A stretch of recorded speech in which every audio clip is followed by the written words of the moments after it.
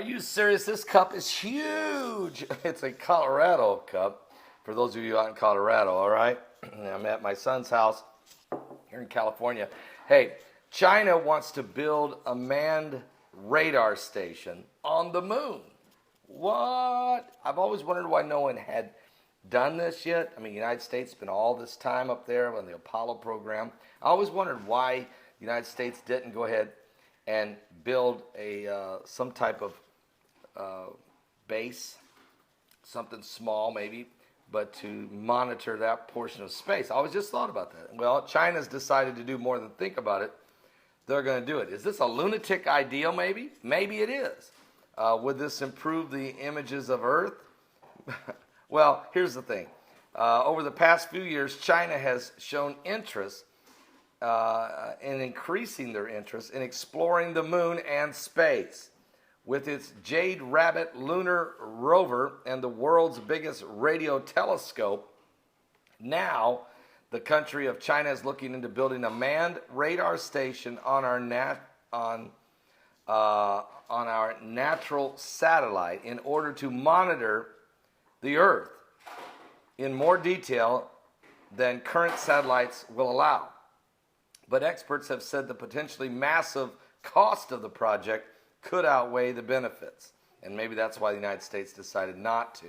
The government project was launched earlier this year, and a group of scientists have received kickstart funding of 16 million yen, or yuan, which is 1.8 million pounds, or $2.4 million, from the National Natural Science Foundation of China, according to the South China Morning Post.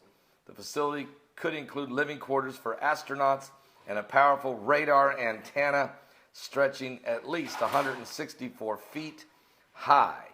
All right, so the Chinese look like they're going to do more than just stick a flag on the moon. They're going to actually set up and claim the moon. And they may just claim the moon. If they build a manned base, they may decide the moon is theirs. If they can control the space around it and the space between the moon and the earth, they might just claim all of the heaven between earth and the moon. Okay? Now God controls all the heavens. And there's more than one heaven, by the way. Matter of fact, Apostle Paul said he was in the Spirit of the Lord. He goes, in the Spirit or out of the Spirit, I don't really know whether I was in the body or out of the body. I just know that I was caught up into the third heaven. So certainly we know that there are dimensions that are beyond our comprehension.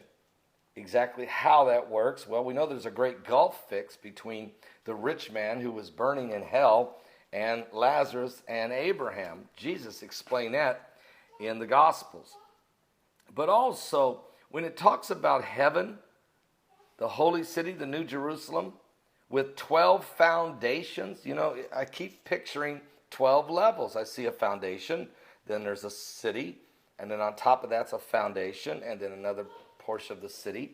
And this 1,500 square miles, 1,500 miles wide, 1,500 miles tall, long, and 1,500 miles high. And that there's 12 foundations, or is that 12 levels of heaven? And is the streets that are made of gold, of transparent glass, is that so that if you're on the very top level, you can look down through the streets of gold and see all the way to the bottom because of the purity? And each foundation is a different gemstone of a different color, radiating in the glory of Jesus Christ in his light. Is that dimensions? How does this all work? Well, look, let's just bring it back to reality and simple. The simple part is this. We know this. China wants to go put a radar station on the moon. But the body of Christ, well, I'm preparing for a place beyond the stars. All right. Jesus said, let not your heart be troubled. You believe in God, believe also in me. For in my Father's house are many mansions. If it were not so, I would have told you. But I'm going to go and prepare a place for you.